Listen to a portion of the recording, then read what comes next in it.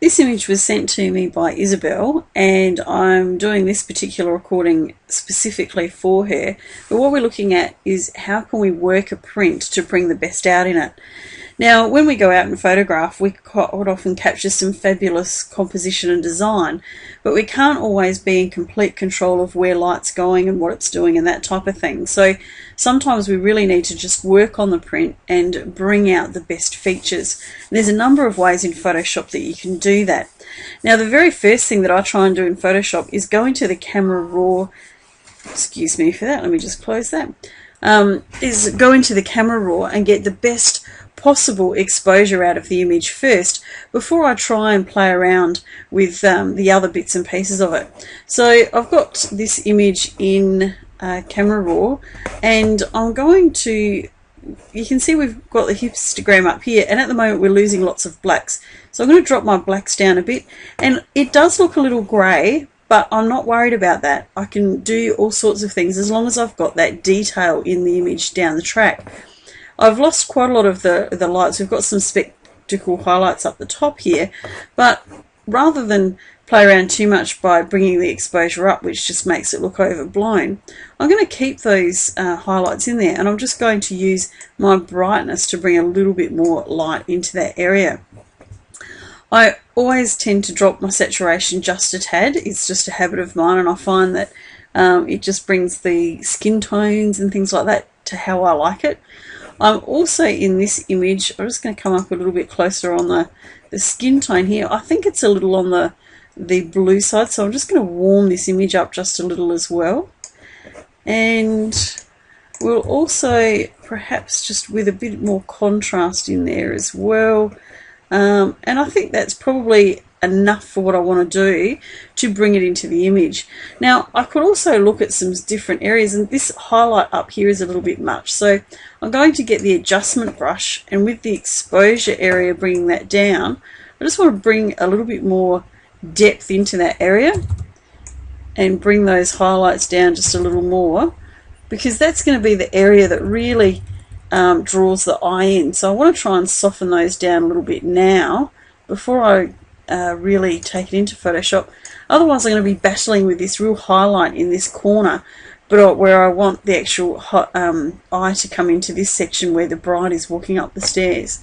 So by coming in and just darkening down some of these areas using the adjustment brush, it's just helping to take those real massive highlights out of the area, and it will help me once I get it into Photoshop to do a few more things to it. So you can see very quickly I've now taken this image, and if I just turn the preview on and off, you can see I've already just done a few things to it. Some may argue that it actually looks worse since I've lightened it and that type of thing, but I've done it for a specific reason, and that's for when I get into Photoshop so that I can bring out more detail in those areas. So let's just open the image.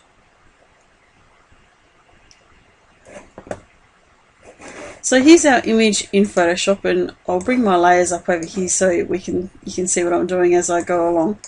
The first thing I'm going to do is just drop the background. I always tend to do a background copy of my image just in case I need to go back to that at a later date. I use a lot of actions, and there's a person by the name of Guy Gowan who teaches a retouch, or has a retouch DVD, and I use the retouch action quite a lot for most of my work. It allows me to, if I just click through these highlights and shadows, you can see I can very quickly change things within the highlights and shadows of my image depending on how much and how little I want of it. If I just turn that entire folder off, you can see the difference that it's already made to bring a little bit more contrast into it. If you want to know how to do that, you really need to go and buy Guy Gowan's DVD, which is his retouch DVD. And that will explain how to do that. Now, if I didn't have that there, I could always go and just use my curves to increase and decrease some of that type of stuff as well. Now that I've got this in place, I really start to look at an image as to what is it that I want to bring out in an image. So I've got the retouch, and I'm quite happy with where things are going and where my starting point is now. You can see if I turn that on and off, it's put just enough detail into here. We've got these nice reflections against the wall. So I now want to make it a little more detailed, a bit grungier, that type of thing. So I'm just going to merge that. Oops. I'm just going to flatten the image. And again, I'm just going to copy my background layer. Now, quite often I actually save this as version by version by version as well. So normally I would save that as version 1 and then open this and save it as version 2. So I can always go back if I need to. Now, when we start looking at background at the image itself, we really want to start working the image, and we want to make sure that this section here is really where the eye is going to fall. So I'm going to get my lasso to start with, and I'm just going to pick that center area there where I want a little bit more detail in it. And I'm going to go to my curves adjustments layer, and I'm just going to increase that just a little bit. Now, it's quite often what happens is people really overwork images, and there's nothing worse than seeing an image like this where there's way too much overworking of the image itself, and you get too much brightness, too much darkness, that type of thing. So we really are trying to create a little bit of a storytelling, I suppose, where you're trying to get people's eye to work in or look into a particular area. Let me just turn my flow up on here. You'll notice if I bring that up, it's bringing on my layer curves mask here. I'm really lightening that up. I find that that's a little bit too much, so I can now go back into my mask. And what I'm trying to do there is really just highlight the bride coming up the stairs. I don't want everything. I just really want that bride. So I'm just going to go around some of this other stuff here. And I kind of like that table. It's got some really nice detail in it at the bottom there as well. So I'll just come around there. You can see now in my mask where things are and what's happening. I'll just come up here a bit as well because I want to make sure that that top bit doesn't get any more brighter than it already is. So I'm starting to bring the dress up. Now, if I look here, this bottom of the dress is too light in comparison, and I'm wanting it to go to the face of the bride, not the other way around. So I'm going to just darken the base of the dress, not the top part, but just that base of the dress there.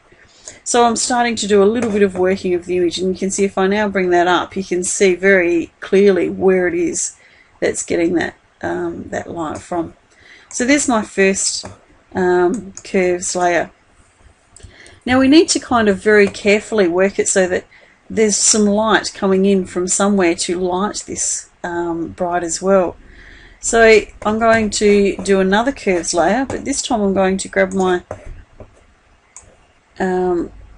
lasso tool, and I'm almost trying to give some direction to the light. So we'll just put another curves layer into here, and again you can see it's now starting to give me a little bit of direction, a little bit too much there, but that was just for demonstration purposes. So again, here's my mask. I'm going to take my paintbrush again, and I don't want that highlight up the top there too much, but I do want this a little bit more on here, so it's really almost like we've got a light shining from that section onto her face. So there's our before and after. Get rid of a little bit in the side bit here as well. And we're just lightening the top part of there. What I might do too with this one, I just want a little bit more light just in that bottom section in there as well. So we've just got a little bit of light in there. Now I think I've actually gone a little bit too far with that, so I'm going to drop my flow back in the opposite direction and just put a little bit more detail back in it. And that's the best thing about masks, is that you can move them to and from considerably. So we've now got a nice bit of light coming on here. I'm going to just down the bottom here as well, turn my flow back up again.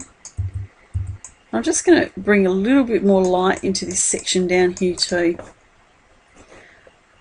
Alright, so we're getting there slowly. I'm just going to do a shortcut key now, which is Control, Shift, Alt and E, which basically merges everything together for me, which means that none of the stuff below here that I do from here on in is going to be affected. But I want to now have a look through the layer modes to see what we can do with this particular image. So dissolve does nothing, darken does nothing, multiply does nothing. And what I'm looking for is some changes in detail or texture or contrast that I kind of like. There's some nice detail when we use overlay for the dress, and in fact soft light for the dress is perhaps a little bit more softer and more subtle. Hard light is quite nice too. It really brings some of those details out. And you can see if we go right down the bottom there, we lose it. So I'm just going to go back to, I think I might go for the soft light. No, I'm going to go for overlay. So I want to bring some of this beading out in this image. Now if I pull back from this image now and just turn that on and off, you can see it's way too much, although I do like what's happening up in the glass up here as well. So what I'm going to do now is I'm going to put a mask onto my picture there, and I'm going to come in a little bit closer onto the dress, and with a very, very low flow and brush, I'm just going to very gently, I'll just turn it up a bit so you can see what's happening there. I'm just going to bring a little bit more detail into the dress here. You'll see what's happening in the mask over here is that you're now starting to see where I'm drawing some of this detail, where it's actually coming from. Now when I work a print, I do half of my work in Photoshop, where I actually get it to how I think is going to look the best. Then I take it into Lightroom, where I often apply presets to my images. And just come in a little bit closer here.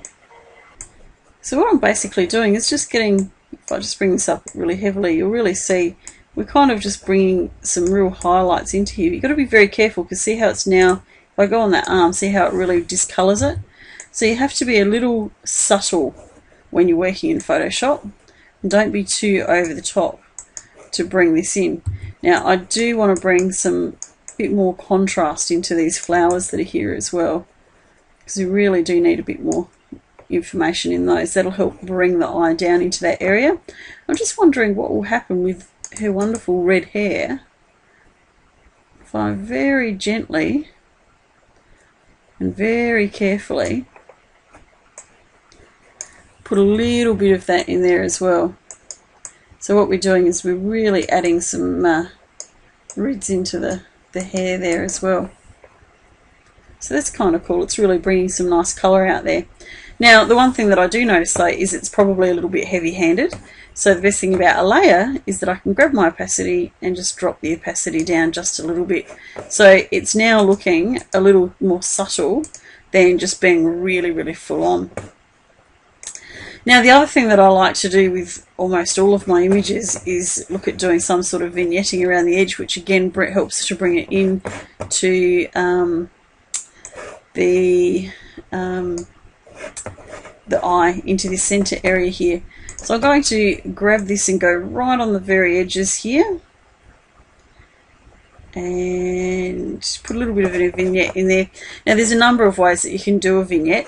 You could actually have a copy layer of the image and do it using the multiply overlay. You can do it this way, which is do a selection on here, go to your curves layer, drop it down, but then do a control I or command I on a Mac. And you can see very quickly how those edges are darkening. There's nothing worse in images than being able to see that. So I'll often do this in a number of steps. So there's my first one. I'm going to do one that's right on the very edge, or a lot closer to the edge, to darken that down as well.